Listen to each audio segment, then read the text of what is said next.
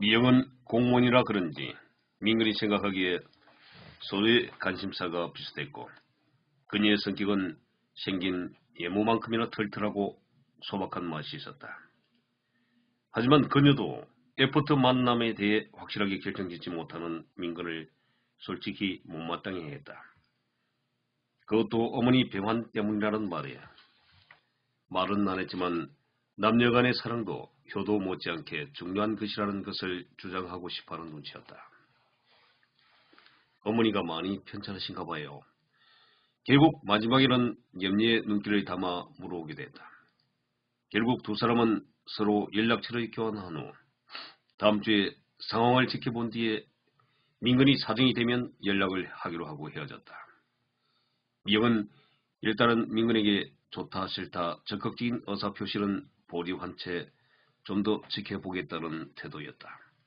그건 민근도 마찬가지였다. 자신은 우선 어머니가 지금 병환으로 수술을 하느냐 말아야 하느냐 하는 판국에 결혼 문제는 뒷전이었다. 물론 미영이 싫은 것도 아니고 그렇다고 적극적으로 구애를 하고 싶은 상대도 아니었다. 하지만 점심시간 뒤에 민근에게 커피를 한잔 하자며 불러낸 종수의 말은 미영이 맞선 자리에서 보여줬던 태도와는 사뭇 다른 내용이었다. 집사람이 전화로 알아본 바로는 아가씨가 박반장을 제법 괜찮게 생각하는 눈치라던데 참 효자인 것 같으며 차남이라면서도 어머님을 너무 이해하는 것 같으라는 말까지 했다고 하던데. 하지만 민근은 그 말이 꼭 좋게만 느껴지지는 않았다. 민근도 맞선 자리에는 몇 번 가본 적이 있었다.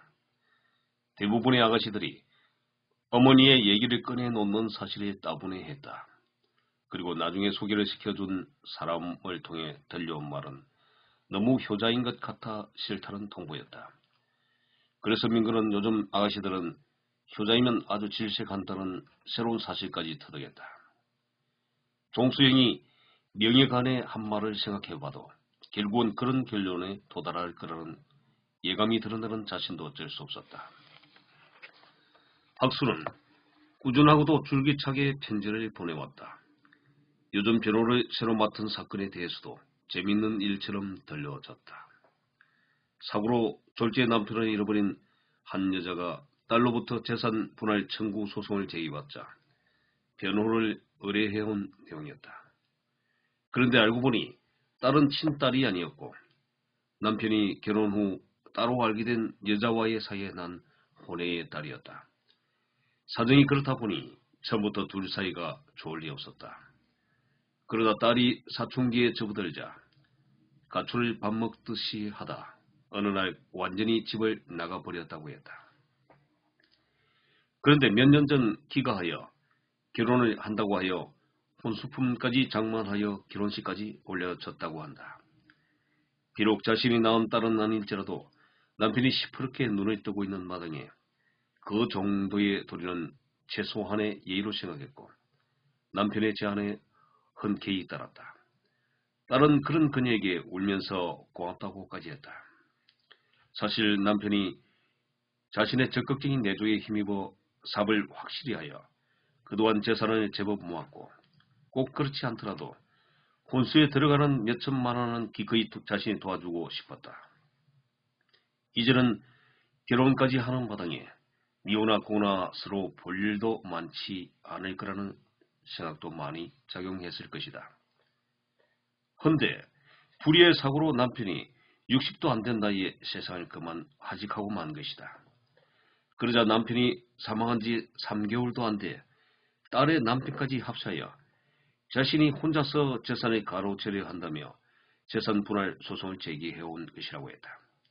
이 여인은 사실 사업을 하는 남편의 영업장에서 격리 일까지 도맡아 하며 쓸 돈도 아껴하며 아등바등 재산을 모아왔는데 느닷없이 법적인 상속 지분 운운하며 상속 재산 분할 소송을 제기해온 것이라고 했다.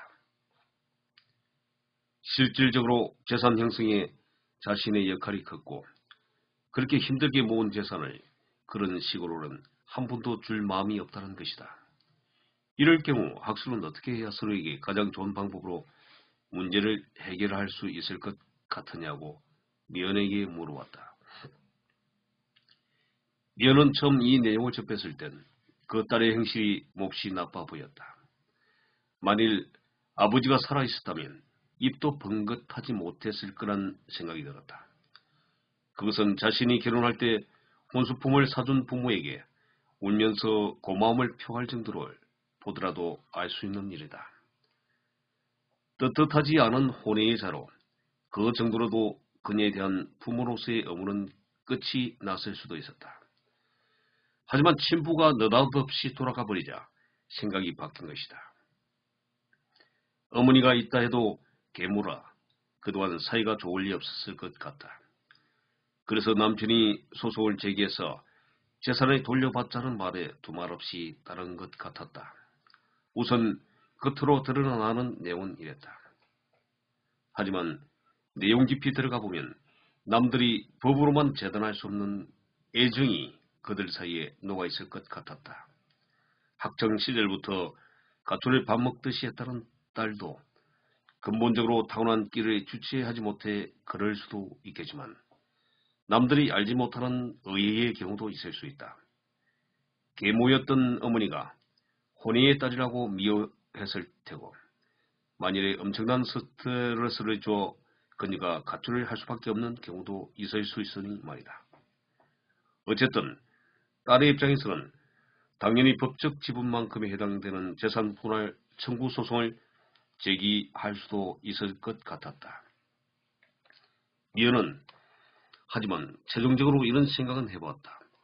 만일에 딸이 친딸이었다면 설사 한 푼어치의 상속재산을 못 받는 일이 있더라도 3개월도 안 돼 슬픔의 눈물이 채 마르기도 전에 과연 그런 소송을 제기할 수 있었을까 의심이 들었다.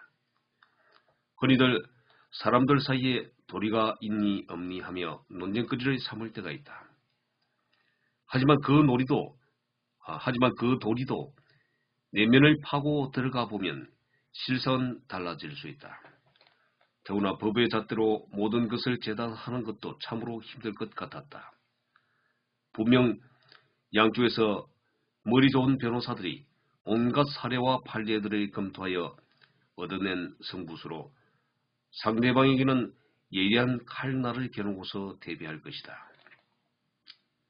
미연은 결국 답장을 쓰면서 세상의 일에 법의 규정대로 재단할 수 없을 것 같다는 내용으로 썼다. 법 이면에 숨어있는 진실을 알고 나면 법은 너무 냉엄한 것 같다는 내용도 덧붙였다. 그리고 그런 상황들을 고려하여 법에 적용하려면 관련 일에 종사하는 사람들은 참 머리 아픈 직업 같다는 내용도 적었다. 그리고 편지의 끄트머리에 어쩌면 2달쯤 있다 무트로 나갈 일이 생길지도 모르겠다는 내용도 써서 보냈다. 33. 어머니에 대한 수술 결정을 제대로 하지 못한 상태로 한 달이 순식간에 지나가 버리고 말았다.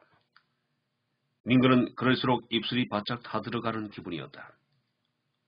형제라고는 2명밖에 없는데 형과의 합의 없이 수술을 결정하기란 생각만큼 쉽지 않았다. 병원에서는 계속해서 어떻게 할 요량인지 가부를 결정에 달달한 독촉이 빗발쳤다. 그러다 민근은 2주 후에 형의 가족 전체가 유학을 떠난다는 소식을 우연히 접했다. 그 일은 이미 예상해 온 일이라 담담하게 받아들였다. 그렇다면 유학을 떠난 뒤에 안되면 혼자서라도 수술을 하자는 쪽으로 방향을 잡았다. 물론 그 전에 다시 한번 의사를 만나 수술을 하고 난 후 예견되는 결과를 확실히 예측해 둘 필요가 있었다. 그래서 직접 담당 의사를 찾아갔다. 그 점은 염려를 하지 않으셔도 됩니다. 요즘 이암 수술의 결과가 속속 학회에 보고되고 있는데 상태에 따라 다소 차이가 있겠지만 어머님의 경우 수술을 하게 되면 최소 2년 이상 생명 연장을 보장할 수 있습니다. 물론 건강관리를 잘하면 더 이상도 가능합니다.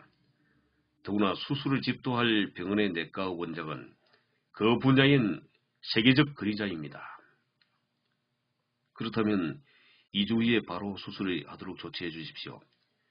그 전에 병원에서도 노모의 건강을 고려해 수술 휴일증이 최소화되게끔 사전 준비에 철저히 기해 주시고요. 네, 오늘은 여기까지입니다. 다음을 기대해 주십시오. 내용이 좋다면 좋아요와 구독을 부탁드립니다. 오늘도 좋은 하루 되세요. 감사합니다. 미영은 공무원